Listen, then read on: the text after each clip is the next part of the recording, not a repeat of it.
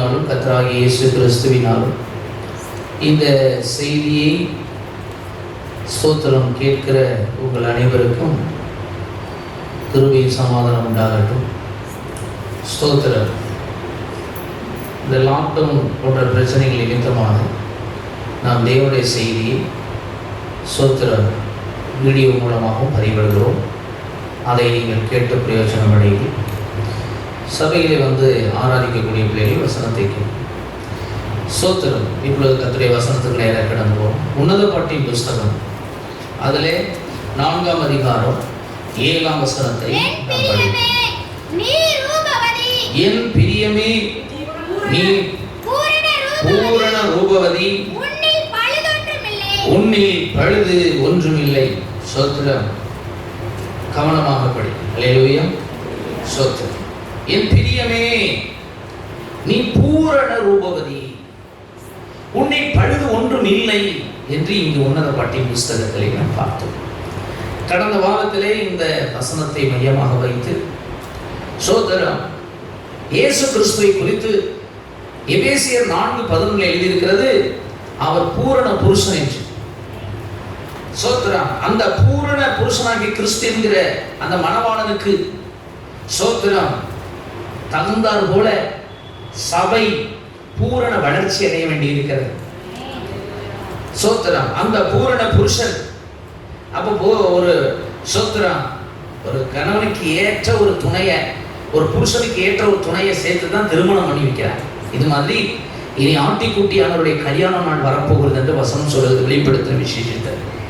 அப்போ பூரணமான புருஷனாக அவர் ஆல்ரெடி இருக்கிறார். ஆனால் சபைதான் என்ன செய்ய வேண்டியிருக்குதுன்னா, அந்த ஸ்தோத்திரம் பூரண புருஷனாகிய கிறிஸ்துவின் சாயலாக நீங்களும் நானும் மாற வேண்டியிருக்கு. அல்லேலூயா. ஸ்தோத்திரம். பிதாவும் பூரண சற்குணர் என்று மத்திய எழுதின சுவிசேஷம் 5ஆம் அதிகாரத்திலே நாம் வாசிக்க முடிகிறது. கடைசி வசனத்திலே உங்கள் பிதா பூரண சற்குணர். அப்போ குணத்தளவில் ஸ்தோத்திரம் இயேசு கிறிஸ்து, பிதா இவர்கள் எல்லாம் பூரணமா இருக்கிறாங்க குணத்தளவில். அதனாலதான் ஸ்தோத்திரம் வசனம் சொல்லுகிறது. ஸ்தோத்திரம் உன்னத சங்கீதத்தின் புஸ்தகம் 45ஆம் சங்கீதம் 13ஆம் வசனத்துல ஸ்தோத்திரம் ராஜகுமாரத்தி உள்ளான பூரண மகிமை உள்ளவளாய் இருந்து வருகிறது. அப்ப உள்ளான பூரண அழகு ஒரு ராஜகுமாரத்திக்கு தேவை. நாம் ஆராதிக்கிற தேவன் ராஜாதி ராஜா, அவருடைய மனைவியாக கருதப்படுகிற அல்லது மணவாட்டியாக கருதப்படுகிற சபை ராஜகுமாரத்திக்கு ஒப்பாய் இருக்கிறது. ராஜகுமாரத்தியாக அழைக்கப்பட்ட நித்திய விவாகத்துக்கென்று நியமிக்கப்பட்ட திருச்சபை எப்படி இருக்க வேண்டும்? அது உள்ளான பூரணத்தை பெற வேண்டும். அந்த உள்ளான பூரணத்திலே 3 உண்டு. அதுல ஒன்று தேவ அன்பு, இன்னொன்னு பரிசுத்தம், இன்னொன்னு விசுவாசம். இது 3ம் உள்ளத்தை சார்ந்த காரியங்கள். இது 3லேயும் ஒரு பூரணம் நமக்கு வர வேண்டும் என்று வசனம் சொல்லுகிறது. போன வாரத்தில் அதை குறித்து நான் சொல்லும் போது நாம அன்பிலே பூர்ணப்பட வேண்டும் என்று நான் பார்த்தோம். கர்த்தருக்கு ஸ்தோத்திரம். அல்லேலூயா. எனக்கு பிரியமானவர்களே, ரோமரின் புஸ்தகம் 5ஆம் அதிகாரம் அதுல 5ஆம் வசனத்தை நாம் படிக்கும் போது, மேலும் நமக்கு அருளப்பட்ட பரிசுத்த ஆவியினாலே தேவனுடைய அன்பு நம்முடைய இதயங்களில் ஊற்றப்பட்டிருக்கிறபடியால் அந்த நம்பிக்கை நம்மை வெட்கப்படுத்தாது என்று நாம் பார்த்தோம். அப்ப அன்பு இருதயத்தில் ஊற்றப்பட்டிருக்கிற அந்த அன்பு, இந்த உள்ளான இருதய உள்ளான மனுஷனிலே வரக்கூடிய சுபாவம் தான் அன்பு. ஸ்தோத்திரம். அந்த அன்பு என்ன செய்யணுமா? பூரணப்பட வேண்டும் என்று 1 யோவான் 2ஆம் அதிகாரத்திலே நாம் 5ஆம் வசனத்திலே படிக்கும் போது இப்படி எழுதியிருக்கிறது, அவருடைய வசனத்தை கைக்கொள்ளுகிறவரிடத்தில் தேவன்பு மெய்யாக பூரணப்பட்டிருக்கும் என்று எழுதியிருக்கிறது. அப்ப அன்பிலே நாம் பூரணர்களாக மாற வேண்டும். சோதரா, அன்பை குறித்து இலக்கணமாக 1 கொரிந்தியர் 13ஆம் அதிகாரம் அதிலே 4ஆம் வசனத்திலிருந்து 7ஆம் வசனம் வரை வாசிக்கும் போது அன்பிற்கு இலக்கணமாக ஒரு பெரிய மிஸ்டேக் போடப்பட்டிருக்கிறது. அதை கடந்த வார நாட்களிலே நான் உங்களுக்கு சொன்னது உண்டு. ஒரு முறை கூட படியுங்கள். அன்பு நீடிய சாந்தமும் தயவும் உள்ளது. அன்புக்கு பொறாமை இல்லை. அன்பு தன்னை புகழாது, இருமாப்பா இராது, அயோக்கியமானதை செய்யாது, தற்பொழிவை நாடாது, சினமடையாது, தீங்கு நினையாது. அநியாயத்தில் சந்தோஷப்படாமல் சத்தியத்தில் அது சந்தோஷப்படும். சகலத்தையும் தாங்கும், சகலத்தை விசுவாசிக்கும், நம்பும், சகலத்தை சகிக்கிறது. இதுதான் அன்புக்குரிய அடைமொழியே. இந்த தேவ சாயல், இந்த திவ்ய சுபாவம் இது நம்முடைய இருதயத்தில் உண்டாகும். இதை நோக்கி நம்ம கடந்து போகணும். இதுக்காக நாம் ஜெபிக்க வேண்டும். போன வாரத்திலே கூட கர்த்தருடைய வார்த்தை கொடுத்துட்டு கடைசியாக நான் சொன்னேன், எல்லாரும் முழங்கால இருந்து அந்த வசனத்துல கை வச்சு ஜெபம் பண்ணுங்க, இந்த சாயல் நமக்கு வேண்டும் என்று நான் சொன்னேன். ஏனென்றால் 1 யோவானுக்கு 4ஆம் அதிகாரம் 8ஆம் வசனம் சொல்கிறது, சோத்திரம், அன்பில்லாதவன் தேவனையே அறியாதவன், தேவன் அன்பாகவே இருக்கிறார்.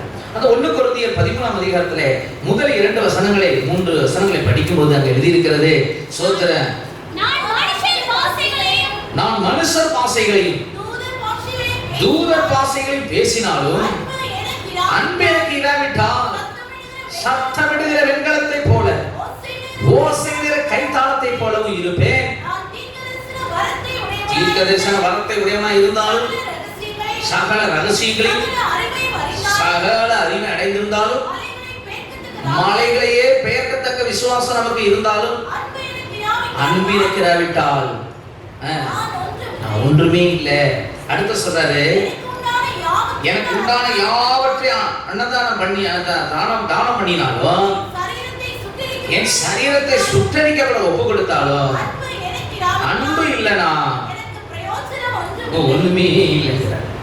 அப்ப இன்னைக்கு உலகத்துல சோதரம் இதெல்லாம் இருக்குது. அதான் நான் ஒரு கருத்து கூட சொன்னேன். மதர் தெரேசாங்கிற ஒரு அம்மா சொன்னாங்க, சோதரம், நாம் ஒருவருக்கு எவ்வளவு கொடுக்கிறோம் என்பது முக்கியமல்ல, அதை எவ்வளவு அன்பு செலுத்தி நாம் கொடுக்கிறோம் என்பதுதான் முக்கியம் சொன்னாங்க. அல்லேலூயா. சோதரம், அன்பு.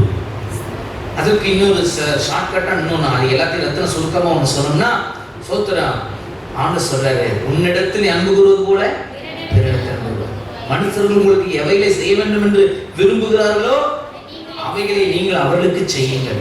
1 பேதுருவின் புத்தகம் 4ஆம் அதிகாரம் 8ஆம் வசனத்தில் சொல்லும்போது, சோத்திரம், எல்லாவற்றிற்கும் மேலாக ஒருவரில் ஒரு ஊக்கமான அன்புள்ளவனாயிருங்கள், அன்பு திரளான பாவங்களை மூடும்.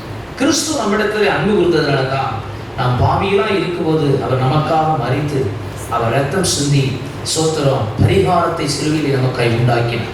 வேதம் சொல்லுகிறது, சோத்திரம், இயேசு கிறிஸ்துடைய ரத்தம் சகல பாவங்களை நீக்கி நம்மை சுத்திகரிக்கிறது.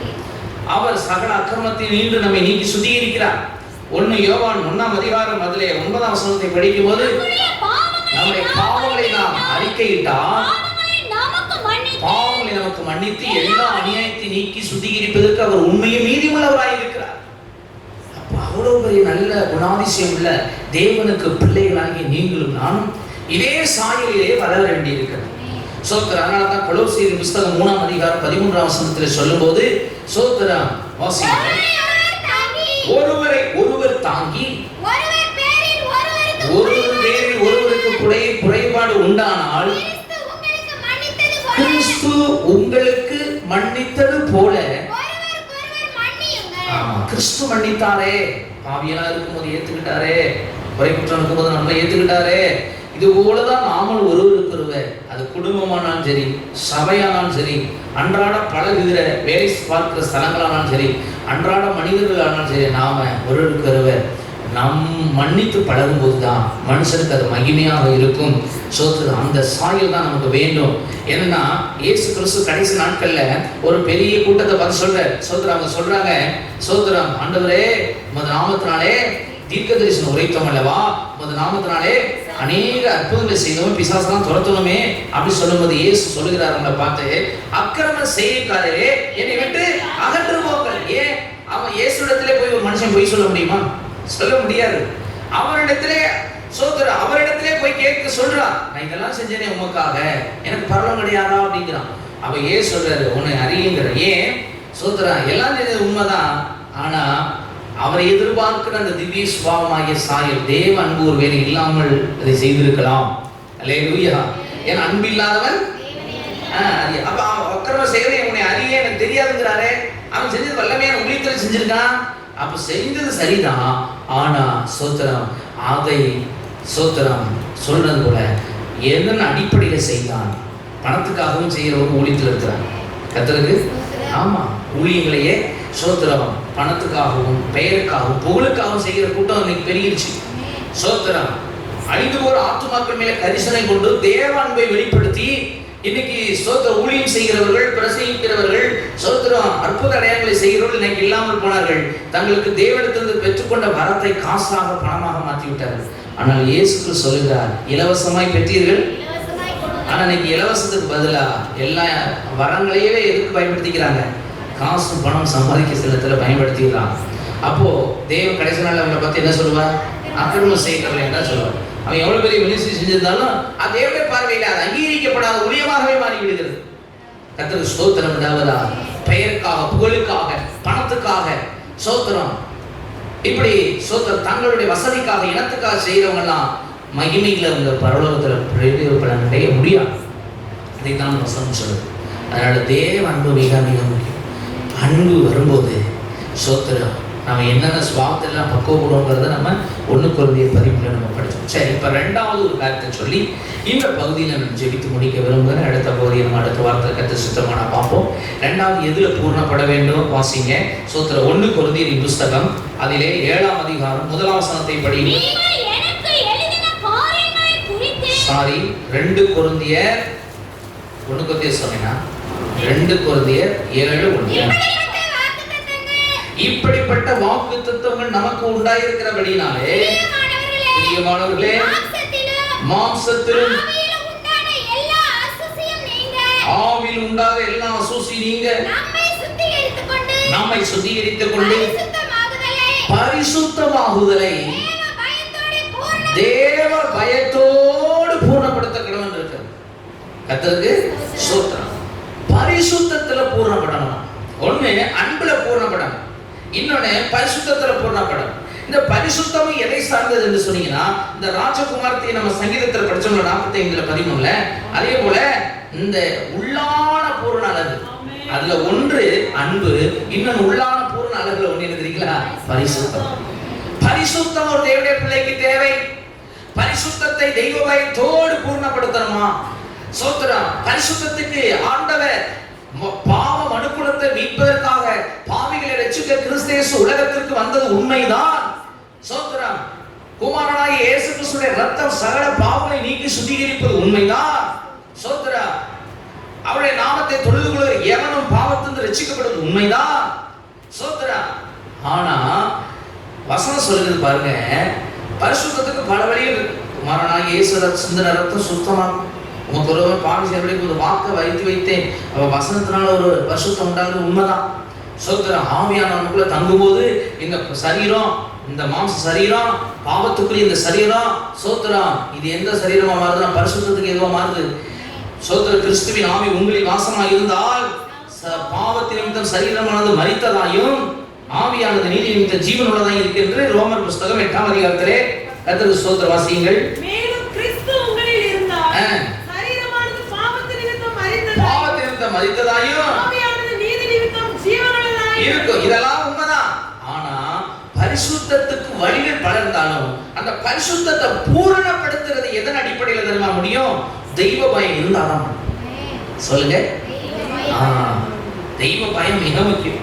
அதனால சொல்லப்படுது சோத்திரம், தேவ பயத்தோடு பரிசுத்தத்தை பூர்ணப்படுத்துங்க. இன்னைக்கு தேவ ஜனங்களுக்கு எப்போதும் தேவை தெய்வ பயம்.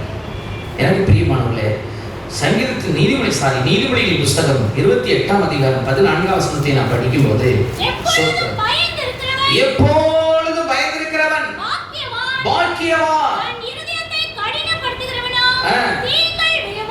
பாருங்க, தீங்கிலே விழுவான். கடினப்படுத்தக்கூடாது இருதயத்தை. தெய்வ பயம் ஒண்ணு நமக்கு மிக மிக முக்கியம். சோத்திரம்.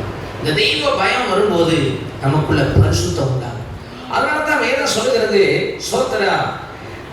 நீதிமொழிகளின் புஸ்தகத்திலே 16ஆம் அதிகாரம், கர்த்தருடைய பரிசுத்த நாமத்துக்கு ஸ்தோத்திரம் உண்டாவதா. தயவு செய்து வேதத்தை வைத்திருக்கிற எல்லாரும் சோத்திரம், வேதத்தை திருப்பி பாருங்க. கண்களை மூட வேண்டாம். இப்பொழுது நான் ஜெபிக்க சொல்லவில்லை. சோத்திரம். ஆகவே நீங்கள் கவனமாக இருங்கள். ஹல்லேலூயா. சோத்திரம். 16ஆம் அதிகாரம் அதுல 6ஆம் வசனத்தை படிங்க. கிருபையினாலும் சத்தியத்தினாலும் பாவ நிவர்த்தியாகும். நல்லா கவனிங்க. கர்த்தருக்கு மனுஷன் பயப்படுறதுனால மனுஷன் பயந்தாதான் தீமையை விட்டு விலகுவான். கர்த்தருக்கு பயப்படுற பயம் இல்லைன்னா புசிப்போம் குடிப்போம் நாளைக்கு சாவோம் அப்படி போயிடும். இல்ல நம்ம பாவம் செஞ்சா ஆண்டவர் அடிச்சு விடுவாரு, இல்ல நம்ம குறைவுள்ளவங்களா இருந்தாக்கா ஆண்டவருக்கு பிரியம் இல்லாம இருந்தாக்கா நமக்கு அக்கினி கடல் நரகம் இப்படி ஒரு பயம் இருந்தாதான் மனுஷன் போதுறான், அவன் பரிசுத்தமா வாழ பிரயாசப்படுவான். அடுத்த தெய்வ பயத்தை குறித்து வேதம் என்ன சொல்லுகிறதுனா நீதிமொழிகள் 8 அதிலே 13ஆம் வசனத்தை படியுங்கள்.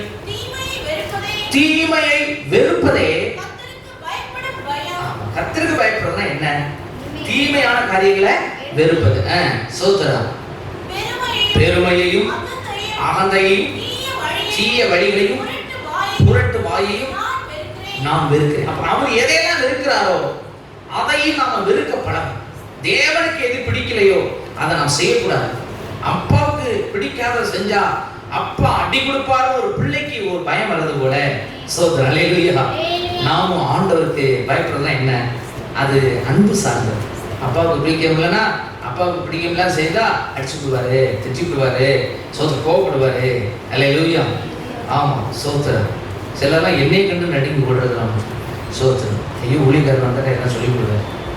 மனுஷனுக்கு பயப்படுற பயம் கண்ணியும் வருவீங்க. அல்லேலூயா. மனுஷனுக்கு பயப்படுற கர்த்தருக்கு பயப்படாது.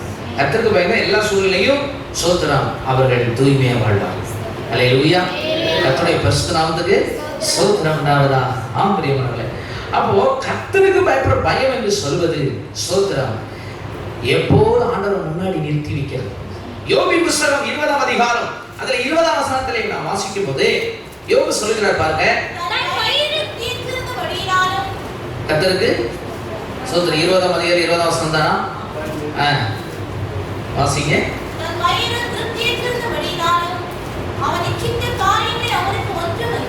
கர்த்தருடைய பரிசுத்த நாமத்துக்கு சோத்திரம் உண்டாவதா. சாரி 28 மனுஷனை நோக்கி இதோ ஆண்டவருக்கு பயப்படுவதே ஞானம், பொல்லாப்பை விட்டு விலகுவதே புத்தி என்று என்றார் என்று எழுதியிருக்கிறார். அப்ப பொல்லாப்பான காரியம், பாவமான காரியம், இதை விட்டு விலகுவதுதான் ஆண்டவருக்கு பயப்படுற பயம். இப்படி பயந்து பயந்து பயந்து ஆண்டவருக்கு பயப்படுற பயத்தால பாவத்தை விட்டு விலகி பரிசுத்தத்தில் நாம் பூர்ணப்பட வேண்டும். சரி, இப்போ பயம் வேணும். பயம் வந்தாதான் பரிசுத்தத்தில் பூர்ணப்பட முடியும். சிலருக்கு கேள்வி உண்டு, ஆண்டவருக்கு எப்போதும் பயப்படுறது எப்படி? ஒரு 5 காரியத்தை சொல்லப்படும். நீங்க ஆண்டவருக்கு பயந்தீங்கன்னா நீங்க நல்லா இருப்பீங்க. சோத்திரம். பரிசுத்தம் மட்டுமல்ல, ஆண்டவருக்கு பயப்படுறதுல நிறைய ஆசீர்வாதம் உண்டு. அல்லேலூயா. கர்த்தருக்கு சோத்திரம் உண்டாவதாக. ஆண்டவருக்கு பயப்படுறது தான் ஞானத்தின் ஆரம்பம்னு வசனம் சொல்லுது. நீதிமொழிகள் 1:7. சோத்திரம். நீதிமொழிகள் புத்தகத்தை நிறைய இடத்துல படிச்சு பார்த்தீங்கன்னா ஆண்டவருக்கு பயப்படுறதுனால என்னென்ன ஆசீர்வாதம்லாம் இருக்குது. வெறும் பரிசுத்தம் மட்டுமல்ல, பரிசுத்தத்தை பூர்ணப்படுத்துறது மட்டுமல்ல. அங்க சோத்திரம். அதே நீதிமொழிகள் 9ஆம் அதிகாரம் அதுல 10ஆம் வசனத்தை வாசித்து பார்த்தீங்கன்னா கர்த்தருக்கு பயப்படுதலே ஞானத்தினாலும் பரிசுத்தரின் அறிவே அறிவு என்று எழுதியிருக்கிறது. அதிலேயே 10ஆம் அதிகாரம் 27ஆம் வசனத்தை படிச்சு பார்த்தீங்கன்னா கர்த்தருக்கு பயப்படுதல் ஆயுசு நாட்களை பெருக பண்ணும் என்று எழுதியிருக்கிறது. அல்லேலூயா. கர்த்தருக்கு சோத்திரம். இப்படி நிறைய இடங்கள்ல நீதிமொழிகள்ல கர்த்தருக்கு பயப்படுறதுனால உண்டான ஆசீர்வாதம், கர்த்தருக்கு பயப்படுறதுனால உண்டான மேன்மை என்ன என்று சொல்லிக்கொண்டே போகலாம். அதே 14ஆம் அதிகாரம் நீதிமொழிகள் 14:26 படிக்கும் போது கர்த்தருக்கு பயப்படுறவனுக்கு திட நம்பிக்கை உண்டு, அவன் பிள்ளைகளுக்கு என்ன கிடைக்கும்? அடைக்கலம் கிடைக்கும். கர்த்தருக்கு பயப்படுற மனுஷனுக்கு அவங்க பிள்ளைகளுக்கும் அடைக்கலம் கிடைக்கின்றது. சோத்திரம். அடுத்தது அதுல 27 படிச்சா, நீதிமொழிகள் 14:27 படிச்சா கர்த்தருக்கு பயப்படுதல் ஜீவனுக்கு ஏதுவானது, அதனால் மரண கண்ணிகளுக்கு தப்பலாம் என்று இருக்கிறது. கர்த்தருக்கு சோத்திரம் உண்டாவதாக. கர்த்தருடைய பரிசுத்தம் சோத்திரம் உண்டாகட்டும். அதிலேயே நீதிமொழிகளே 19ஆம் அதிகாரம் அதுல 23ஆம் வசனத்தை படிச்சா கர்த்தருக்கு பயப்படுதல் ஜீவனுக்கு ஏதுவானது, அதை அடைந்தவன் திருப்தி அடைந்து நிலைத்திருப்பான், தீமை அவனை அணுகாது என்று எழுதியிருக்கிறது. பிரசங்கின் புஸ்தகத்துல நீங்கள் சோத்திரம் 8ஆம் அதிகாரத்துக்கு வந்தீங்கன்னா அதுல 8ஆம் அதிகாரம் 13ஆம் வசனத்தில் எழுதியிருக்கிறது. 12-13 கூட படிங்க. பாவி 100 தடவை பொல்லாப்பு செய்து நீடித்து வாழ்ந்தாலும் என்ன? தேவனுக்கு அஞ்சி அவருக்கு முன்பாக பயந்திருப்பவர்களே நன்றாய் இருப்பார் என்று அறிந்திருக்கிறேன். துன்மார்க்கனோ நன்றாய் இருப்பதில்லை. அவன் தேவனுக்கு முன்பாக பயப்படாதபடினால் நிலவை போல் இருக்கிறவருடைய வாழ்நாள் என்ன செய்யாது? நீடிக்காது என்று எழுதியிருக்கிறது. ஆகவே கர்த்தருக்கு பயப்படுறவர்களுடைய அவங்களுடைய வாழ்நாள் நீடிக்கும், சுகித்திருப்பார்கள், அவங்களுக்கு நிலைத்திருப்பார்கள், அவங்களுக்கு ஞானம் கிடைக்கும், அவங்களுக்கு ஒரு நன்மை குறைபடாது என்று வசனம் சொல்லுகிறது. கர்த்தருக்கு ஸ்தோத்திரம் உண்டாகட்டும். நீதி சங்கீதத்தின் புத்தகத்துல 34ஆம் சங்கீதத்துல படிச்சு பாத்தீங்கன்னா கர்த்தருக்கு ஸ்தோத்திரம், ஒரு நன்மை குறைபடாம அவங்க நடத்துவார்கள் எழுதி இருக்கிறது. வாசித்து பாருங்க. ஸ்தோத்திரம் 9ஆம் வசனத்தை படிங்க. கர்த்தருடைய பரிசுத்தவான்களே அவருக்கு பயந்திருங்கள். கர்த்தருக்கு பயந்தவர்களுக்கு என்ன இல்ல, குறைவே வராது, அவர் பார்த்துக் கொள்வார். ஸ்தோத்திரம். அதே அதிகாரத்துல 34 சங்கீதம் 34 7 படிச்சா கர்த்தருடைய தூதன் அவருக்கு பயந்தவர்களை சூழ பாளையங்களை விடுவிக்கிறார். எந்த வியாதிக்கும் பயப்பட வேண்டி வரார், மனுஷனுக்கு பயப்பட வேண்டி வரார், பிசாசுக்கு பயப்பட வேண்டி வரார். ஏன்? அவருக்கு பயந்து வாழ்ற பிள்ளைகளை, பாவத்தை விட்டு விலகி அவருக்கு பரிசுத்தமா வாழ்ந்து அவருக்கு பிரியமா வாழ்ற பிள்ளைகளை ஆண்டவர் என்ன செய்வாரா? கர்த்தருக்கு ஸ்தோத்திரம், அவர் சூழ பாளையம் இறங்கி தூதர்கள் அனுப்பி விடுவிப்பார். வருகிற கொள்ளை நோய்களுக்கும், வருகிற வியாதிகளுக்கும், வருகிற நோய்க்கும், பேய்க்கும், மரணத்துக்கும், சாபத்துக்கும், சோத்திரம், பிலிசுனத்துக்கும், மந்திரவாதத்துக்கும், எல்லா எதிர் வல்லமைகளுக்கும், எல்லா இயற்கை பேரழிவுகளுக்கும் அவருக்கு பயந்து வாழ்கிற பிள்ளைகள் தப்புவிக்க அவர் போதுமானவராக இருக்கிறார். அல்லேலூயா. கர்த்தருடைய பரிசுத்த நாமத்துக்கு ஸ்தோத்திரம் உண்டாவதாக. ஸ்தோத்திரம். தேவனுக்கு பயந்து பொல்லாப்பை விட்டு விலகின யோபுடைய வாழ்க்கையில எவ்வளவோ சோதனை வந்துச்சு. ஆனா அந்த சோதனையை கர்த்தர் என்னவா மாத்திட்டார்? ரெட்டிப்பான நன்மையை மாத்திட்டார். ஸ்தோத்திரம். ஆமா, தாவீது கர்த்தருக்கு பயந்த ஒரு மனுஷனா இருந்ததுனால ஆண்டவர் அவனை ஆடுகளை மேய்த்தவன அரசனா மாத்தினார். யோசேப்பு கர்த்தருக்கு பயந்த ஒரு மனுஷனா இருந்ததுனால ஸ்தோத்திரம் அவனை எகிப்துக்கே அதிபதியா உயர்த்தினார். அப்பாவுடைய ஸ்தானம், அப்பாவுக்கு ஸ்தோத்திரம், அப்பா கிட்ட இருந்து வர வேண்டிய ரெட்டிப்பான ஆசீர்வாதம், அதாவது என்ன சொல்ல, சேஷ்ட புத்திர பாகம், அது ரூபனுக்கு தான் போக வேண்டும்.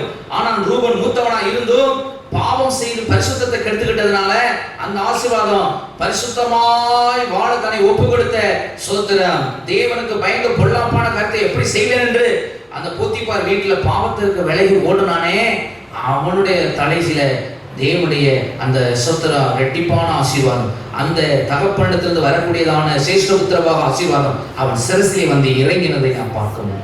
அல்லேலூயா. செலுத்துங்க எல்லாரும் சத்தமா செலுத்துங்க. கரங்களை தட்டி எல்லாரும் ஆண்டவருக்கு மகிமை செலுத்துங்க. கர்த்தர் நல்லவர். ஹல்லேலூயா. Praise the Lord Jesus. ஸ்தோத்திரம்.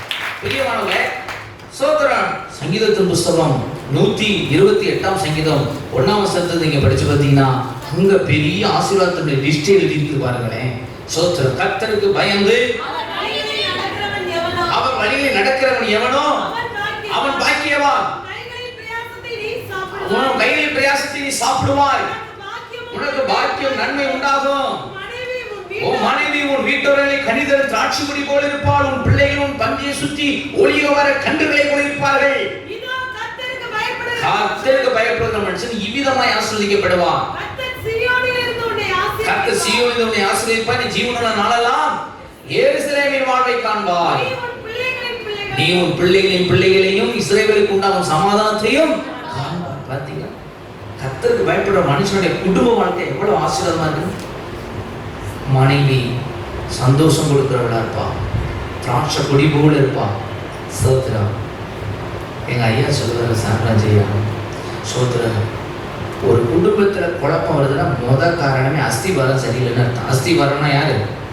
புருஷர்கள் தான் அஸ்திபாரம். அது மனைவியுடைய வாழ்க்கையில குழப்பம்னாலும் சரி, பிள்ளைகளுக்கு ஒரு பிரச்சனைனாலும் சரி, அதுக்கு அஸ்திபாரமே புருஷர்கள் தான். ஏன்? கர்த்தருக்கு பயந்து நடக்கிற ஒரு புருஷனா இருந்தானா அவன் மேலதான் கட்டடம் கட்டப்படுது. ஸ்தோத்திரம். அவன் மூளைக்குள்ள அவன் தான் வீட்டுக்கு யாரு? புருஷன் தான். அப்ப புருஷன் கர்த்தருக்கு பயந்து ஆண்டவருக்கு பிரியமான ஒரு பிள்ளையா இருந்தா அவன் மனைவி ஆசீர்வாதமா இருப்பா, அவன் பிள்ளைகள் ஆசீர்வாதமா இருக்கும், அவன் கைக்கு செய்யற வேலை ஆசீர்வாதமா இருக்கும், அவன் வாழ்க்கை முழு ஆசீர்வாதம். அவனோட மட்டும் முடியாது, பிள்ளைகளோட மட்டும் முடியாது, உன் பிள்ளைகளின் பிள்ளைகளை காண்பார். அப்படின்னு என்ன அர்த்தம்? சந்ததி சந்ததி ஆசீர்வதிக்கப்பட்ட ஒரு குடும்பமா இருக்கும் என்பதை சந்தேகமே இல்லை. அல்லேலூயா. கர்த்தருடைய பரிசுத்த நாமத்துக்கு ஸ்தோத்திரம். சோ இவ்வளவு ஆசீர்வாதங்கள் இருக்கு. சொத்து. அப்போ இப்ப நம்ம மெயினா பார்க்க வேண்டியது என்னன்னு கேட்டீங்கன்னா, கர்த்தருக்கு பயந்து எதை பூர்ணப்படுத்தணும்? பரிசுத்தம். ஆசீர்வாதங்கள்லாம் நிறைய இருக்கு, ஆனா கர்த்தருக்கு பயந்து செய்ய வேண்டிய பிரதான ஒரு காரியம் ஸ்தோத்திரம். கர்த்தருக்கு பயந்தா இவன் ஆசீர்வாதத்தை பார்த்தோம், ஆனா கர்த்தருக்கு பயந்து செய்ய வேண்டிய சில காரியங்கள் இருக்கு. ஸ்தோத்திரம். கர்த்தருக்கு பயந்த பயத்தோடு அவரை சேவிக்கணும், நடுக்கத்தோடு கழிக்கணும். அல்லேலூயா. சோத்திரம். ஆமா, கர்த்தருக்கு பயந்து செய்ய வேண்டிய நிறைய காரியம் இருக்கு. சோத்திரம். ஆனா கர்த்தருக்கு பயந்து செய்ய வேண்டியதுல ஆராதனை ஒண்ணு, வசனத்துக்கு நடுங்குவது எல்லாம் இருந்தாலும் இப்ப மெயினா பர்டிகுலர் நம்ம பார்க்க வேண்டியது கர்த்தருக்கு பயந்து பரிசுத்தமா வாழணும். சொல்லுங்க, எல்லாரும் சொல்லுங்க. கர்த்தருக்கு பயந்து பரிசுத்தத்தை பூர்ணப்படுத்துவது எப்படி, அதுதான் பார்ப்போம். முதல்ல கர்த்தருக்கு பயப்படுற பயம்னா என்னன்னே தெரியாம, நம்ம கர்த்தருக்கு பயப்படுற பயமே தெரியாம பரிசுத்தமா வாழ முடியாது. முதல்ல கர்த்தருக்கு பயப்படுற பயத்தை அறிஞ்சுக்குவோம், பரிசுத்தமா வாழ்வது தன்னால வந்து. இங்க பாருங்க, ஒண்ணு சோத்திரம் வாசிங்க, கர்த்தருடைய பரிசுத்த நாமத்துக்கு சோத்திரம் உண்டாட்டும். நீதிமொழிகள் புத்தகத்துக்கு வாங்க, 2ஆம் அதிகாரத்துக்கு வாங்க. சோத்திரம். நீதிமொழிகள் 2ஆம் அதிகாரம், அதுல கர்த்தர் சோத்திரம் 1ல இருந்து படிங்க, 2ல இருந்து படிங்க. நீ என் வார்த்தைகளை ஏற்றுக்கொண்டு என் கட்டளைகளை உன்னிடத்தில் பத்திரப்படுத்து,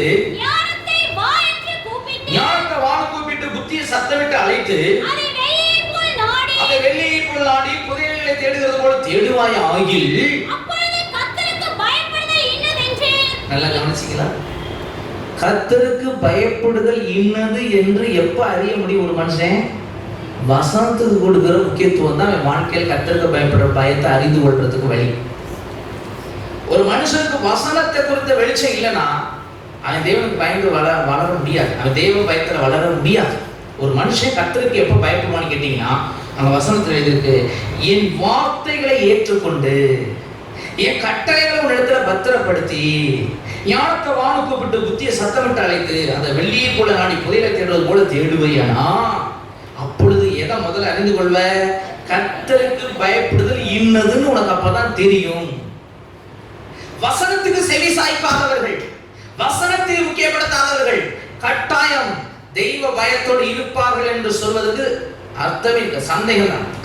கட்டாயம் அவங்க அப்படி இருக்க முடியாது. ஆனால் தேவ வசனத்துக்கு முக்கியத்துவம் கொடுக்கிற சபையானாலும் சரி, தேவனுடைய வசனத்துக்கு முக்கியத்துவம் கொடுக்கிற தனிப்பட்ட மனிதனானாலும் சரி, நிச்சயமாக கன்ஃபார்மா அவங்க சொல்ல முடியும், தெய்வ பயம் அவங்களுக்குள்ள வரும். ஹல்லேலூயா.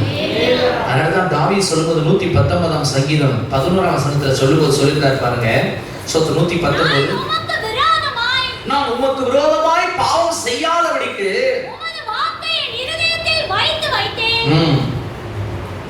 உமக்கு விரோதமாய் நான் பாவம் செய்யாதபடிக்கு எனக்கு பயம் உண்டாகிறதுக்கு உங்களுடைய வார்த்தை இருதயத்தில் வைத்து வைத்தீங்க. அல்லேலூயா. உமது வாக்கை என் இருதயத்தில் வைத்து வைத்தேன். அப்ப வசனம் உள்ள இருந்துச்சுன்னா என்ன உண்டாகும்? அது ஒரு வேலி மாதிரி. அதே 119:9 எழுதி இருக்கிறது, வாலிபன் தன் வழி எதிரால் தான் சுத்தம் பண்ண முடியும், வசனத்தின்படி தன்னை காத்துக் கொள்வதனால்தான். அதனாலதான் வசனத்துக்கு முக்கியத்துவம் கொடுக்கணும், வசனத்தை நல்லா படிக்கணும். சோத்திரம். டெய்லி பைபிள் ரீடிங் இருக்கணும். சோத்திரம். டு மஸ்ட் சொல்லலாம், அதை கட்டாயம் செஞ்சே ஆகும். சோத்திரம். ஆமா, கட்டாயம் அதை நம்ம சோத்திரம் டெய்லி பைபிள் படிக்கணும், டெய்லி வசனத்தை தியானிக்கணும், வசனத்தை ஆராயணும். வசனத்துக்கு கொடுக்கக்கூடிய முக்கியத்துவம் தான் சோத்திரம் கர்த்தருக்கு பயப்படுறதுல வளர்வதற்கு ஏதுவா மாறும். சோத்திரம். ஏசாயாவின் புத்தகம் 66ஆம் அதிகாரம், அதிலே முதல் 2 வசனங்களை படிக்கும்போது கர்த்தர் சொல்லுகிறது என்னவென்றால், வானம் எனக்கு சிங்காசனம், பூமி எனக்கு பாதபடி, நீங்கள் எனக்கு கட்டும் ஆணை எப்படிப்பட்டது, நான் தங்கியிருக்கும் ஸ்தலம் எப்படிப்பட்டது.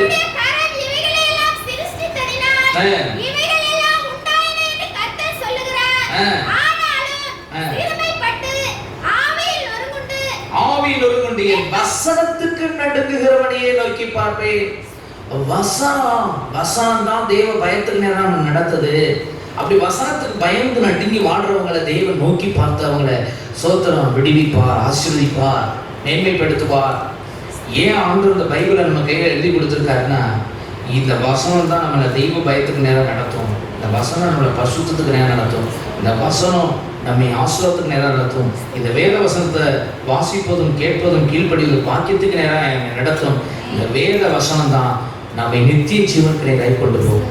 அதனால யோவான் 5ஆம் அதிகாரம் 39ஆம் வசனத்தை சொல்லும்போது, யோவான் 5:39 சொல்லும்போது இயேசு சொல்லுகிறார், வேத வாக்கியங்களை ஆராய்ந்து பாருங்கள், அவைகளால் உங்களுக்கு நித்திய ஜீவன் உண்டென்று சோத்திரம் எண்ணுகிறீர்களே. என்னை குறித்து சாட்சி கொடுக்கிறது அதுதான். வசனத்துல தான் தேவனுடைய சோத்திரம் மகத்துவம் வெளிப்படுகிறது. அதனாலதான் தேவ வசனத்தை நாம கண் முன் நிறுத்தி வாழணும். சோத்திரம் ஒன்று, தெய்வ பயத்தை வசனத்து மூலம் தான் படிக்க முடியும். தெய்வ பயத்தோடு வாழணும்னா சோத்திரம் வசனத்துக்கு முக்கியத்துவம் கொடுங்க. தெய்வ பயத்தோட வசனத்துக்கு முக்கியத்துவம் கொடுத்து தெய்வ பயத்தோட நடந்துட்டீங்கன்னா நான் சொன்ன ஆசீர்வாதம் மட்டுமல்ல, பிரதானமா இப்ப நம்ம பார்க்கிறபடி சோத்திரம் தெய்வ பயத்தோடு பரிசுத்தத்தை அப்பதான் பூர்ணப்படுத்த முடியும். நான் சொல்றேன், ஃபர்ஸ்ட் தெய்வ பயம் இருந்தா தானே அப்புறமேல் பரிசுத்தத்துக்கு நேரம் நம்ம போக முடியும். தெய்வ பயத்தினால பாவம் செய்ய முடியாது. நம்ம ஏற்கனவே சொன்னது மாதிரி நீதிமொழிகள் 14 சொன்னது போல சோத்திரம் கர்த்தருக்கு பயப்படுவதால் மனுஷர் தீமையை விட்டு விலகுவார்கள். சரி, சோத்திரம் அடுத்ததா தெய்வ பயத்தை எப்படி கத்துக்கலாம் வாசிங்க. சோத்திரம் ஏசாயாவின் புஸ்தகம் சோத்திரம் 11ஆம் அதிகாரம் அதுல 3ஆம் வசனத்தை படிங்க. கர்த்தருக்கு பயப்படுதல் அவருக்கு உகந்த வாசனையா இருக்கும். அவர் தமது கண் கண்டபடி நியாயம் தீர்க்காமலும் தமது காது கேட்டபடி தீர்ப்பு செய்யாமலும். வாசிங்க, இங்க பாருங்க, கர்த்தருக்கு பயப்படுதல் தேவனுக்கு சுகந்த வாசனையா இருக்குமா. அந்த வாசனை எதன் மூலம் வருகிறது? அதே ஏசாயா 11:2 நம்ம படிக்கிறோம். ஞானத்தையும் உணர்வையும் அருளும் ஆவியும், ஆலோசனையும் பலனையும் அருளும் அறிவையும் கர்த்தருக்கு பயப்படுகிற பயத்தை அருளும் ஆவி. அப்ப ஆவியானவர் நமக்குள்ள வந்து ஞானத்தை தருகிறார், பாவத்தை குறித்து, நீதி குறித்து, நியாயத்தை குறித்து உணர்வை தருகிறார், அறிவை தருகிறார், பலனை தருகிறார். சோத்திரம் இங்கே எழுதியிருக்கிறது, கர்த்தருக்கு பயப்படுகிற பயத்தை தருகிறார். கரங்களை தட்டியில் கர்த்தரை ஸ்தோத்திரம்.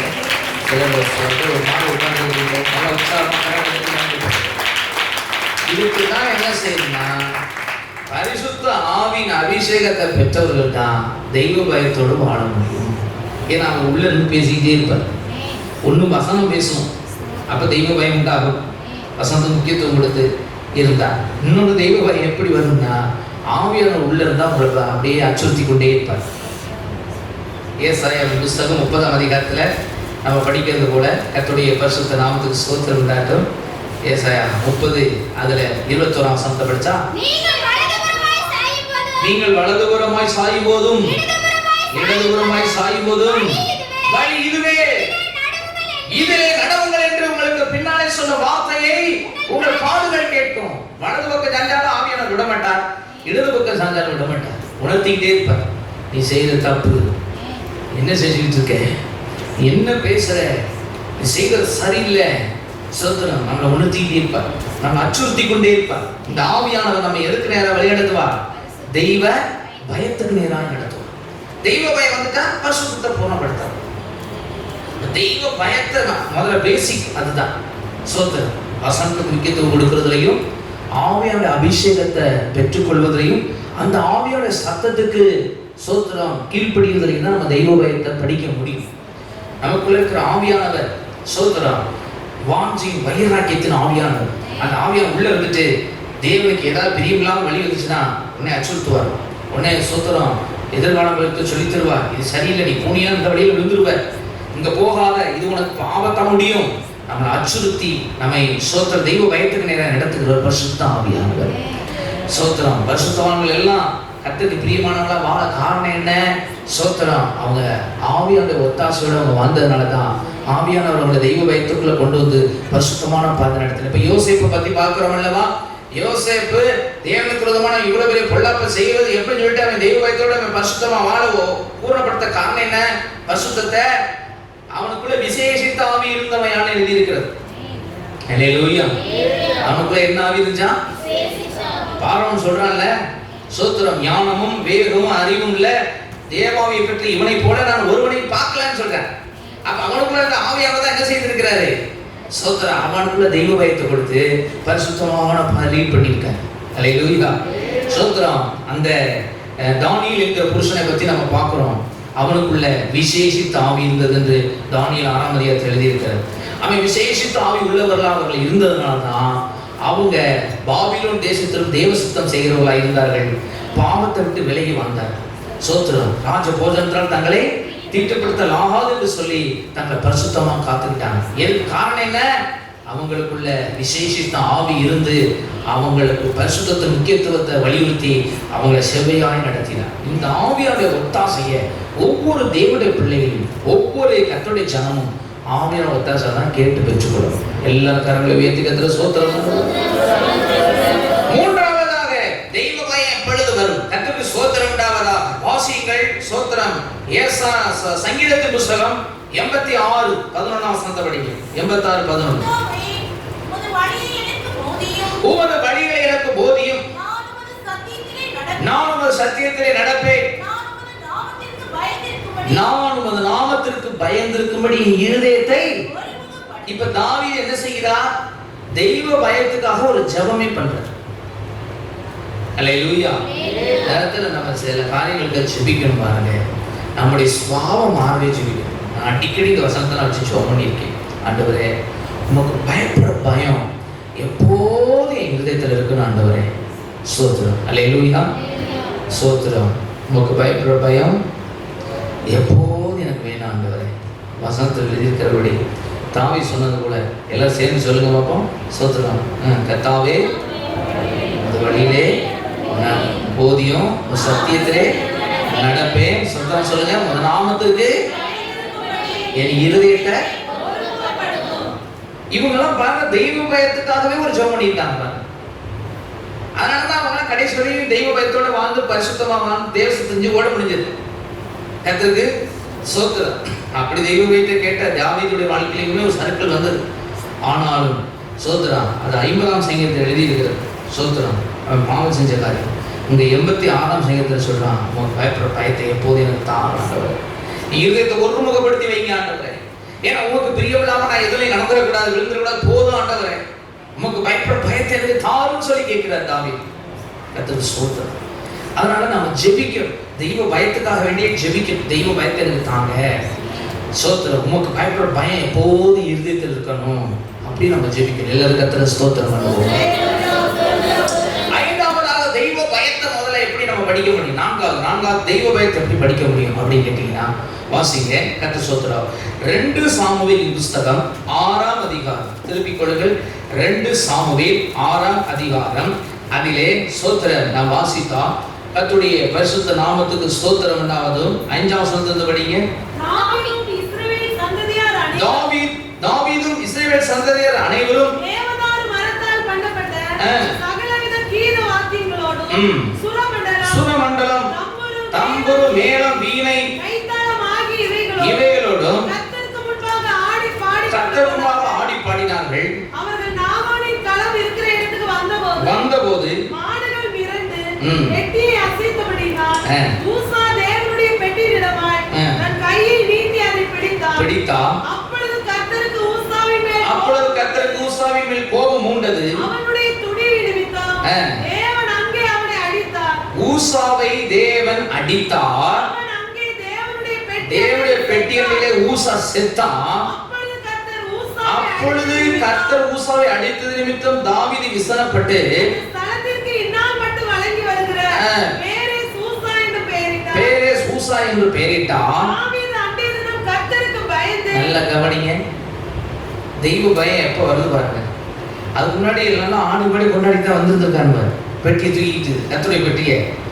ஆனா ஒருத்தவனுக்கு அடி கொடுத்து ஒருத்தன் மண்டையை போட்ட உடனே செத்த உடனே இவங்க எல்லாத்துக்கும் பயம் ஆயிடுச்சு. வசனம் சொல்லுது, அப்பொழுது தாவீது அன்றைய தினம் கர்த்தருக்கு பயந்து. அப்ப அன்றைய தினம்னா அதுக்கு முன்னாடி என்னாச்சு? நம்ம ஆண்டவர் தானே. எப்படி சொத்து நம்ம சர்ச்சு தானே, நம்ம பாசு தானே, நம்ம விசுவாசிக்க தானே. சோத்திரம். சில நேரத்தில் தெய்வ பயம் இல்லாமல் துணிகரமாக நடக்கும்போது சில அடி விழும்போது தான் தெய்வ பயம். பார்த்துருக்கீங்களா? இங்கே பாருங்க. அன்றைய தினம் தாவீது கர்த்தருக்கு பயந்துன்னு வசனம் சொல்லு. என்றைய தினம்? என்னைக்கு ஊசா செத்தான் அடி வாங்கினான். ஒருத்தன் அடிச்ச அடியில பேரை எச்சரிக்கணும். சோத்திரம். அல்லேலூயா. மூடனை அடித்தா பேரை எச்சரிக்கப்படுவான். சோத்திரம். அவன் அடிக்கிற அடியில இவனுக்கு தன்னால பயம் வந்துருச்சு. அப்ப தேவன் சில சிக்ஷைகளை ஏன் நம்முடைய வாழ்க்கையில் அனுமதிக்கிறார் என்றால் நாம் தெய்வ பயத்தோடு வாழ்வதற்காக தான்.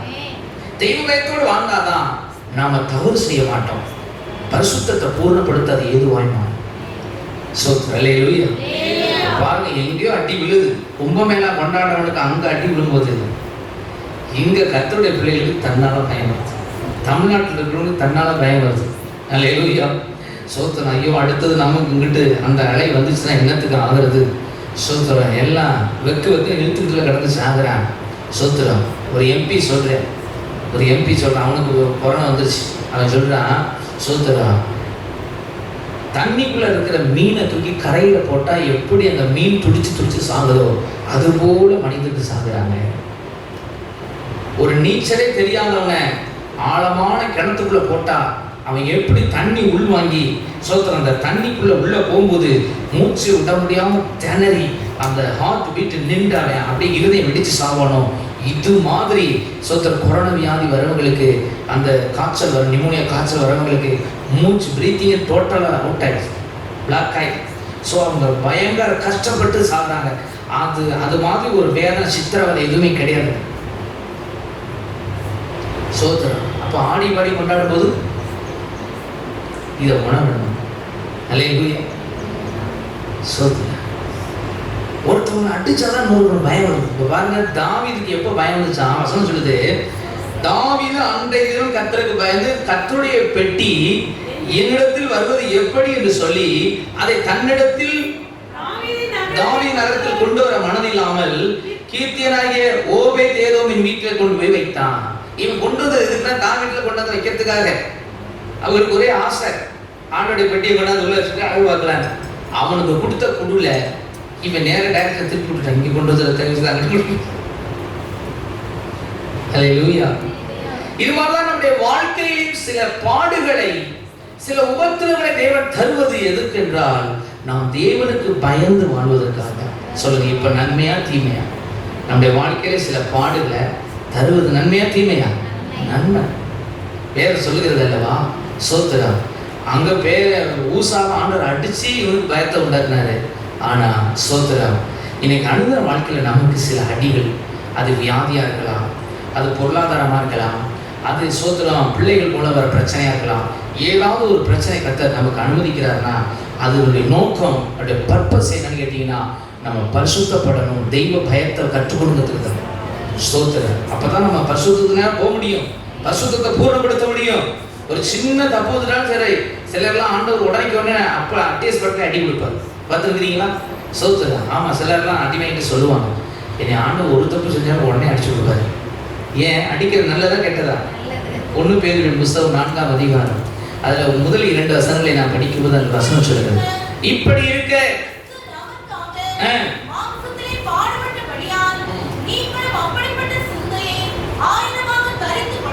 தரித்துக் கொள்ளுங்கள்.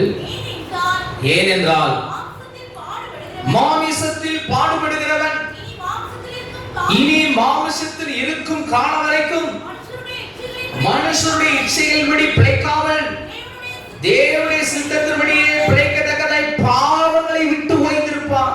எப்போ ஒரு பரிசுத்த நிலைக்கு மனுஷன் போறானா, தேவன் சில சிக்ஷைகளை பாடுகளை கொடுக்கும் போதுதான். அப்ப சில சிக்ஷைகள் பாடுகள் நம்முடைய வாழ்க்கையிலே தேவன் அனுமதிப்பது நல்லது.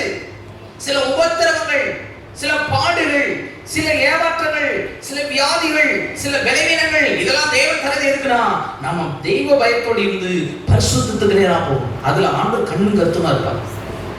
ஏன்னா இந்த அதான் ஆண்டவர் சொல்றாரு இல்லையா, உன் கண்ணு இடர்ற கண்ணை கூட பிடிக்கிறது. ஏன்னா 2 கண்ணுடைய இருந்து பாவஞ்சி நரகத்துக்கு போறத விட ஒத்த கண்ணனா ஒத்த கண்ணியா எங்க வந்துரு? நித்திய ஜீவனுக்கு வந்து. உன் கை இடர்றா, கையை வெட்டி போட்டு இந்த பாடவரை நீ சகித்துடலாம், நரகத்தின் அக்கினியை சகிக்க முடியாது. அதனால ஒரு கையை வெட்டி கூட விட்டு, ஒரு கையை வெட்டி கூட கூட பரலோகத்துக்கு வந்துரு. ஆனா 2 கையும் உடையவனா நரகத்துக்கு போயிடாத. அல்லேலூயா. அதனாலதான் சில பாடுகள், சில அடிகள் சோத்திரம் நம்மை தெய்வ பயத்துக்கு நேராய் கொண்டு போகிறது.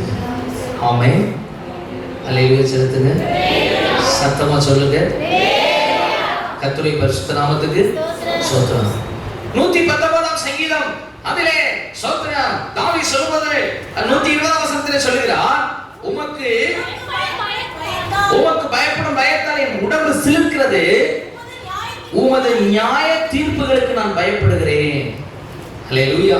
எதுக்கு பயப்படாரா? ஆமா, தேவன் அடிச்சுடுவாரு, செய்யறதெல்லாம் செய்யலாம், கடைசியில் நியாயத்தில் கொண்டு வந்து நிறுத்திடுவாரு. நீதிமொழியின் புஸ்தகம் பிரசங்கி புஸ்தகம் 11ஆம் அதிகாரத்துல அதான் சொல்லப்பட்டிருக்கிறது. வாசிங்க அந்த வசனத்தை. வாலிபனே 9ஆம் வசனத்துல எழுதியிருக்கிறது, வாலிபனே இளமையில் சந்தோஷப்படு. ஓ வாலிப நாட்களில் உன் இருதயம் உன்னை பூரிப்பாக்கட்டும். உன் நெஞ்சின் வழியிலும் கண்ணின் காட்சியில் நட.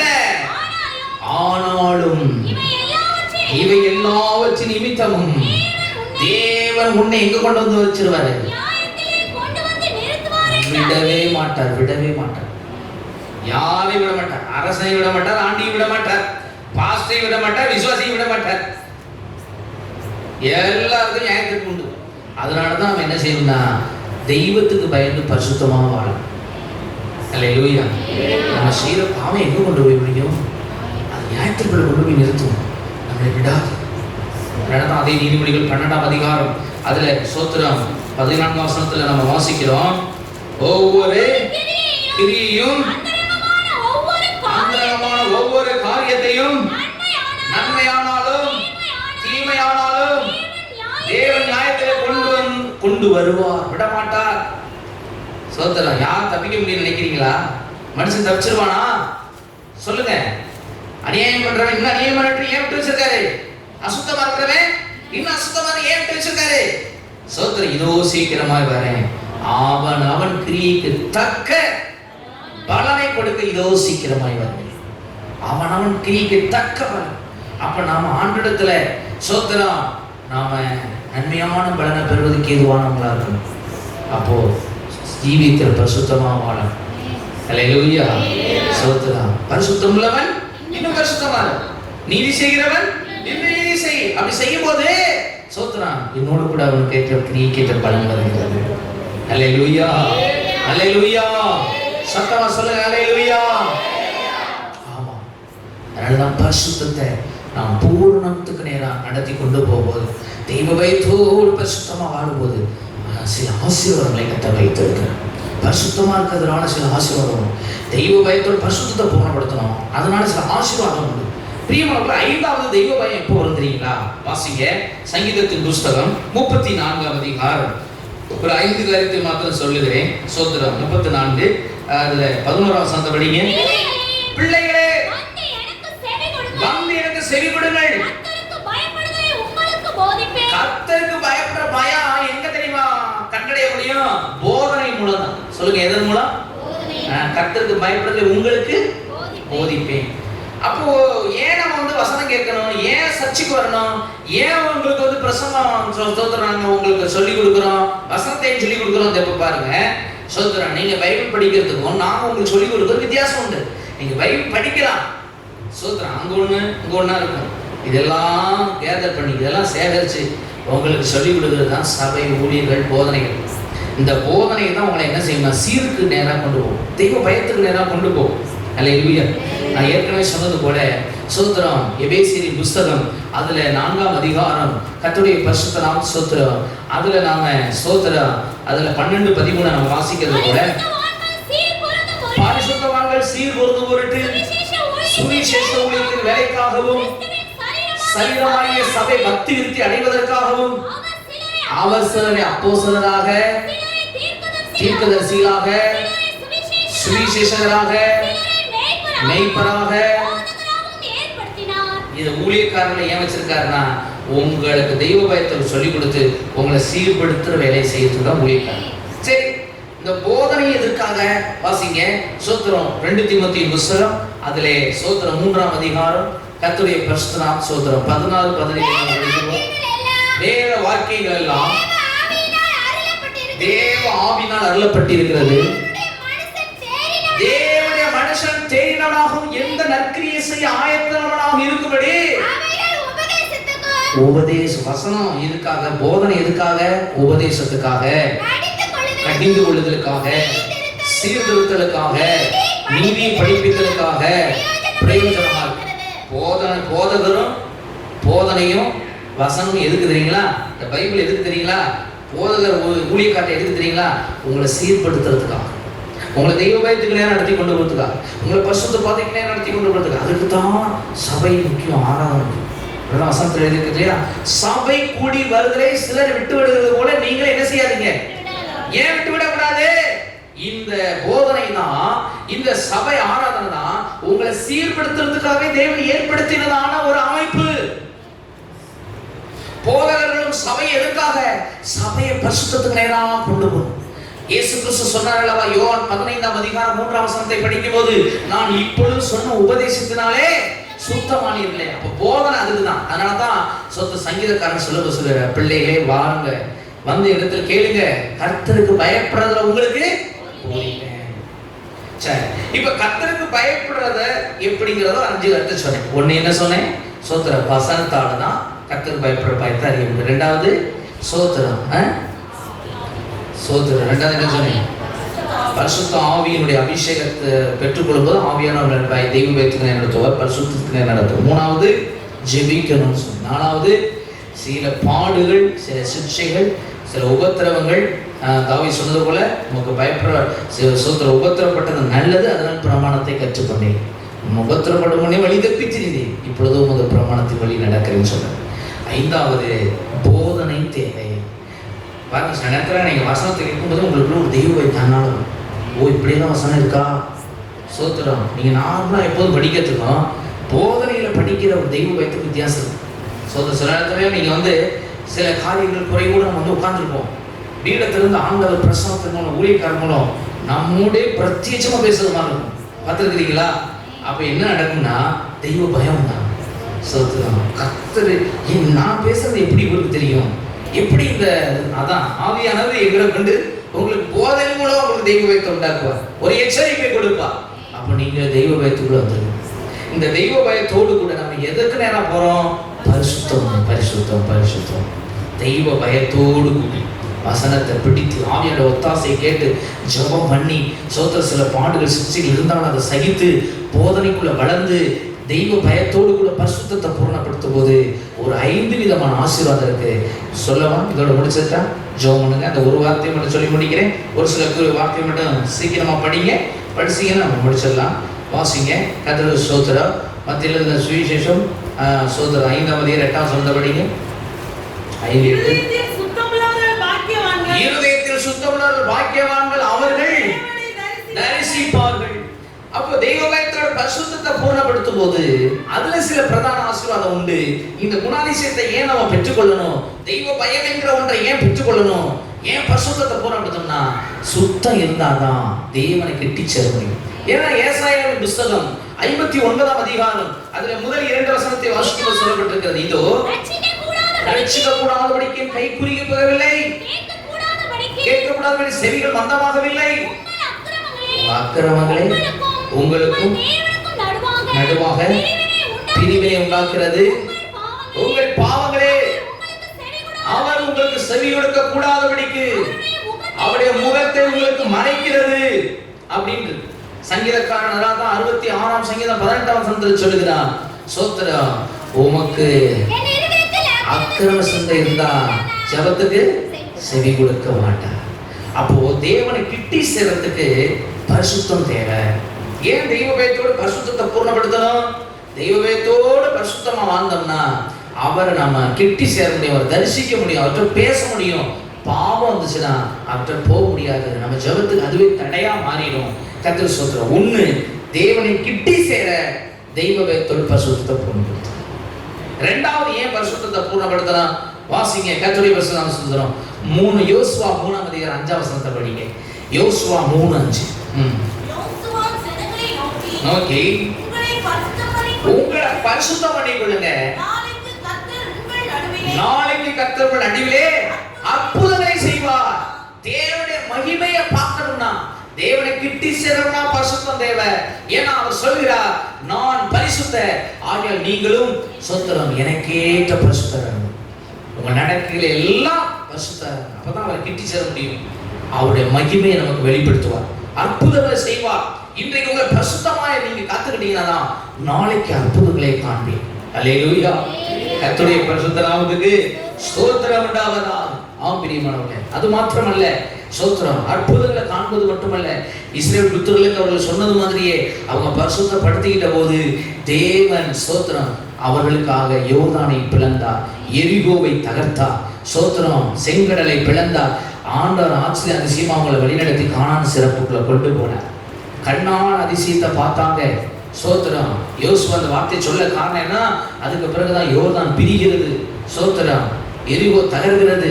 இதுக்கெல்லாம் காரணம் அவங்க அதிசயத்தை பார்க்க காரணம் தேவ ஜனம் பரிசுத்தமா இருக்கும்போது, சபையை சுத்திகரித்துக் கொள்ளும் போது அற்புதங்கள் நடக்கிறது, மகிமையான காரியங்கள் செய்கிறார். அல்லேலூயா.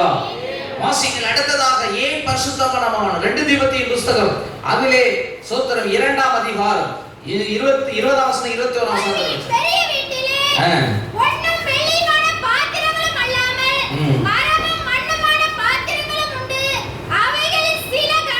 சில கணத்திற்கும்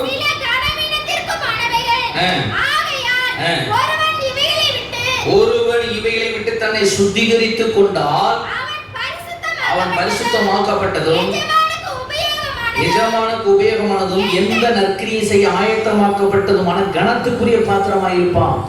அற்புதங்களை காண்பது மட்டுமல்ல, நம்மை கொண்டு அற்புதங்களை செய்வார், நம்மை ஒரு பயனுள்ள பாத்திரமாய் மாற்றுவார். எந்த பாத்திரம் பரிசுத்தமானதா இருக்கிறதோ அந்த பாத்திரத்தை தான் பரிசுத்தம் உள்ள தேவன் கரத்தில் எடுத்து பயங்கரமான ஆயுதமாக பயன்படுத்த முடியும். பரிசுத்தம் இல்லாம தேவனை தரிசிக்க முடியாது, பரிசுத்தம் இல்லாம தேவன்கிட்ட நன்மையை பெற முடியாது. பரிசுத்தப்படுத்திக்கிட்டாதான் நம்மையே தேவன் ஒரு அவருக்கு உகந்த பாத்திரமா ஒரு பட்டயமா எடுத்து பயன்படுத்துறார். ஹல்லேலூயா. ஸ்தோத்திரம். தேவன் அதுதான் வேதத்தில் எழுதியிருக்கு. நிறைய பேருக்கு அடைமொழி என்ன கொடுத்துருக்கு தெரியுங்களா? பரிசுத்தவான்கள். பரிசுத்தமா வாழ்றவங்களுக்கு பேர் என்னது? ஸ்தோத்திரம். நாம் ஆராதிக்கிற தேவன் பரிசுத்த, நமக்கு பேரு பரிசுத்தவான்கள். அதனாலதான் எபேசியர் புத்தகம் அதுல ஸ்தோத்திரம் 5ஆம் அதிகாரம் ஸ்தோத்திரம் 3ஆம் வசனம் 4ஆம் வசனம் 5ஆம் வசனம், மேலும் பரிசுத்தவான்களுக்கு ஏற்றபடி வேசித்தனமும் மற்ற எந்த அசுத்தமும் பொருளாசையும் ஆகிய இவைகளின் பெயர் முதலாய் சொல்லப்படக்கூடாது. அந்தபடியே வம்பும் புத்தீனமான பேச்சும் பரியாசமும் தகாதவைகள் ஸ்தோத்திரம் செய்தலே. இதுதான் பரிசுத்தவான்களுக்குரிய அடைமொழி. அதே மாதிரியே சங்கீதத்தின் புத்தகம் 149ஆம் சங்கீதம் அதுல கடைசி 2 வசனத்தை வாசிக்கும் போது, அவர்கள் வாயில் கர்த்தரை உயர்த்தும் துதியும் அவர்கள் கையில் இருவரும் கருக்குள்ள பட்டையும் இருக்கும். இந்த கணம் அவருடைய பரிசுத்தவான்கள் யாவருக்கும் உண்டானது என்று இருக்கிறது. ஒரு பரிசுத்தவான்கள் எப்படி இருக்கணும்? ஆண்டவருக்கு உகந்த பரிசுத்த பாத்திரங்கள் எப்படி இருக்கணும்? அவங்கள தான் கர்த்தர் எடுத்து கணத்துக்குரிய பாத்திரமா பயன்படுத்துவார். இந்த சபையில எல்லாரும் வரலாம், ஊழியத்துல எல்லாம் இருக்கலாம், ஆனா தேவனுடைய கையில பயன்படுகிறவர்கள் எப்படி இருக்கணும்னா, எப்படி இருப்பாங்கன்னா, பரிசுத்த தங்களை சுத்திகரித்துக் கொண்ட ஒரு வாழ்க்கை வாழ்றவங்கள தேவன் எடுத்து பயன்படுத்துவார். அல்லேலூயா. பிரியமானவர்களே, மார்க் எழுதின சுவிசேஷம் 1ஆம் அதிகாரம் கர்த்தருடைய பரிசுத்த நாம ஸ்தோத்திரம் 34ஆம் வசனத்தை நாம் படிச்சா,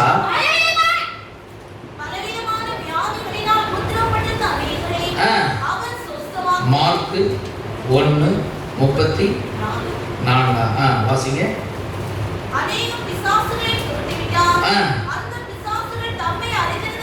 அந்த பிசாசுகள் தம்மை அறிந்தபடியால் அந்த பிசாசுகள் என்ன சொல்லிட்டு போகுது தெரியுங்களா? வாசிங்க, அதுலயே 24 படிங்க. ஐயோ நசரேயனாகிய இயேசுவே, எங்களுக்கும் உமக்கும் என்ன? எங்களை கெடுக்கவா வந்தீர்? உம்மை இன்னான்ற அறிவே, நீர் தேவனுடைய பரிசுத்தர். பிசாசுகள் எதுக்கு நடுங்குது பாருங்க? பரிசுத்தத்துக்கு நடுங்கு. அவர் என்ன சொல்லி பயப்படுது? நீ தேவனுடைய பரிசுத்தர். அவற்ற ஒரு வெளிச்சம் வெளிப்படுது. அது என்ன வெளிச்சம்? பரிசுத்தம் என்கிற சொத்திர வெளிச்சம். அல்லேலூயா. ஆமா, the glory of holiness. தேவனுடைய மகிமையும் அதுல இருக்கிற ஒரு பரிசுத்த தன்மை இயேசுலேருந்து அப்படியே வெளியே அப்படியே ஸ்தோத்திரம் கற்றைகளாக அப்படியே காந்தியா புறப்பட்டு வெளியே வருது. இதை பார்க்கும்போது பிசாசுகளுக்கெல்லாம் அண்டர் அடிச்சு ஓடுது. அப்ப தேவன்கிட்ட இயேசு கிறிஸ்து பரிசுத்தத்தை கண்டு பிசாசுகள் பயந்தது போல நம்ம தெய்வ பயத்தோடு பரிசுத்தத்தை பூர்ணப்படுத்தி ஒரு வாழ்க்கை வாழ்ந்தோம்னா நம்மை கொண்டு சொந்த ஆண்டவர் பிசாசின் ராஜ்யத்தை அழித்து அவருடைய ராஜ்யத்தை கட்டுவார். அதுக்கு பரிசுத்தம் இல்லாம ஒண்ணுமே பண்ண முடியாது. நான் கேள்விப்பட்டேன் சில நேரத்தில் சாதாரண விசுவாசிக்கு தான் விசுவாசி இருந்தணும். அந்த காலத்தில் பரிசுத்தமா வாழ்ந்த பரிசுத்தவான்கள் ஊழியர்களும் கிடையாது, விசுவாசி கிடையாது. விசுவாசி இருந்தவங்க அப்படி சோத்திரம் பண்ண சுகமாய் விசுவாசிக்கிறவங்கள நடக்க அடையாளங்களாக நாமக்கான பிசாசி தோத்தோன்னு எழுதியிருக்கேன். சோத்திரம் எத்தனை குடும்பத்தில் பிசாசு போராடி கிடக்கு. விசுவாசிகள் வீடு தான், ஆனால் பிசாசு போராட்டம். இவங்க பிசாசு தோத்த அனாயிண்டிங் பண்ணப்பட்டவங்க. ஏன் சோத்திரம் விசுவாசிக்கிறவங்களாம் நடக்கிறது அடையாளம். பிசாசு தோற்றம், வியாதி சுகமா, இதெல்லாம் விசுவாசிகளுக்குன்னு கற்றுக் கொடுத்துருக்கிற ஒரு அடையாளங்கள். ஆனால் அது நம்ம வாழ்க்கையில செயல்படணும்னா பரிசுத்தம் இல்லாம பிசாசுல போய் நிற்க முடியாது. அல்லேலூயா. ஆமா, நம்ம பரிசுத்தமா வாழ்ந்தோம்னு வச்சுக்கோங்களேன், பிசாசை ஈஸியா தோற்றம். யாரும் தான் வித்தியாசமே கிடையாது. சோத்திரம் பரிசுத்தமா இருக்கிறவங்க பேய்க்கு நடுக்க வந்துடும். சரி, பரிசுத்தத்துக்கு எதெல்லாம் பரிசுத்தம் எதுக்கெல்லாம் தேவையா இருக்கு பாருங்க. தெய்வ பயத்தோடு ஏன் பரிசுத்தத்தை பூர்ணப்படுத்தணும்னு பாருங்க. உன்னதை கிட்டிச்சேன் சோத்திரம் அவரிடத்துல அவருடைய அற்புதத்தை பெற்றுக்கொள்ள, அவருடைய அற்புதத்தை நம்முடைய வாழ்க்கையில ருசிக்க, ஆனால் அந்த பிசாசு கிரியில அழிக்க, இதெல்லாம் பரிசுத்தம் தேவை. அடுத்ததாக வாசித்து பார்த்தா கர்த்தருடைய பரிசுத்த நாமத்துக்கு ஸ்தோத்திரம் உண்டாவதாக அங்கே எழுதியிருக்கிறது. ஸ்தோத்திரம் வாசிங்கள். தானியேலின் புஸ்தகம், தானியேல் 3ஆம் அதிகாரம் 28ஆம் வசனத்தை படிங்க.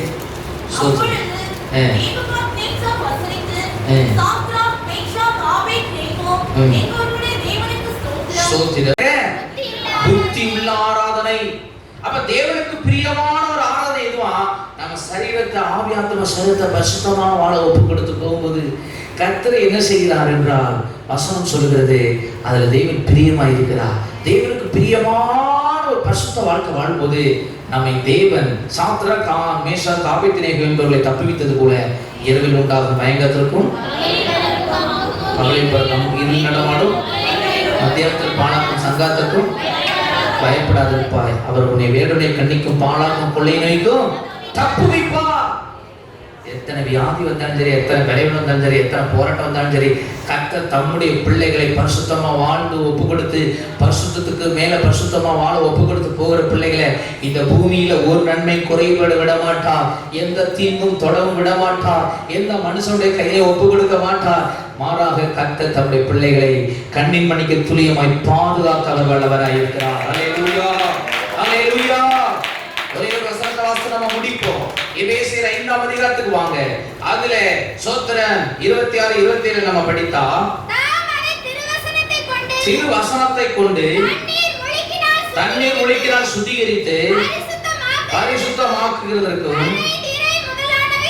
கரை திரை முதலானவை ஒன்றுமில்லாமல் பரிசுத்தமும் பிழையற்றதுமான மகிமையுள்ள சபையாக அதை தமக்கு முன் நிறுத்திக் கொள்வதற்காக நம்மை தாமே இயேசுவுக்காய் ஒப்பு கொடுத்தார். சபை மகிமைக்கு போக வேண்டும். அந்த மகிமைக்கு போகிற சபை எப்படி இருக்க வேண்டும்? கரை திரை ஒன்றும் இல்லாம பரிசுத்தமும் பிழையற்றதுமான சபையா இருந்தாதான் அது எங்க போகும்? மகிமைக்குள்ள போகும். இன்னைக்கு சபைகள் என்கிற பெயர்கள் நடக்கிறது, ஆட்டம் பாட்டம் கொண்டாட்டம் நடக்கிறது. ஆனா சபையில சோதரம் ஊழியர்கள்ட்டே பரிசுத்தம் இல்லாம போயிடுது. விசுவாசிகள்கிட்ட பரிசுத்தம்னா என்ன விலைன்னு கேட்கிற அளவுக்கு ஆயிடுது. தேவனுடைய பிள்ளைகளே, அதல்ல சபை.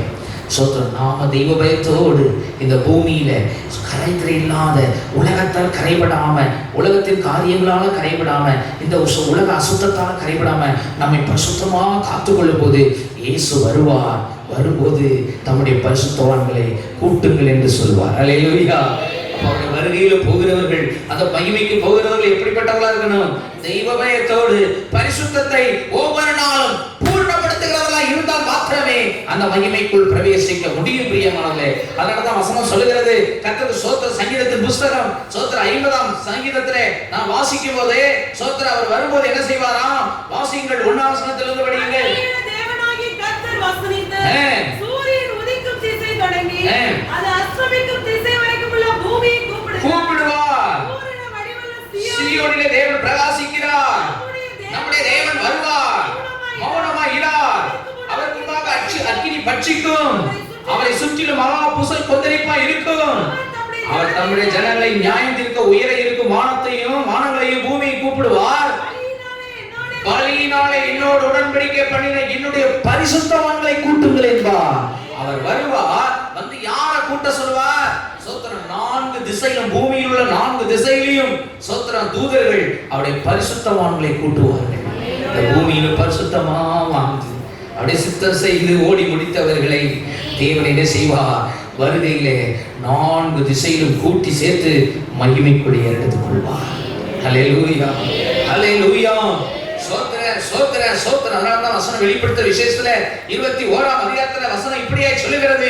கர்த்தருடைய பரிசுத்த நாமத்துக்கு மகிமை உண்டாவதாக. 6ஆம் வசனம் சோத்திர 7ஆம் வசனத்தை படிக்கும்போது 7 ஜெயம் கொள்கிறவன் எல்லாவற்றையும் சுதந்தரித்துக் கொள்வான். நான் ஒரு தேவனாய் இருப்பேன். ஆமென், அல்லேலூயா.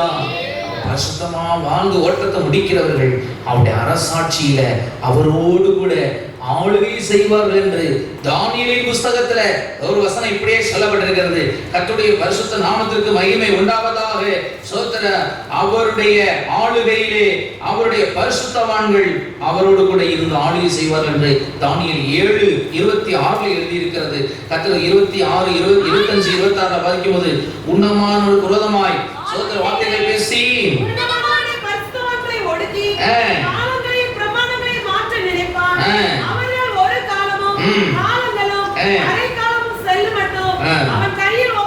ஒப்புக்கொடுக்கப்படுவார்கள். ஆனாலும் நியாயாசனம் உட்காரும்.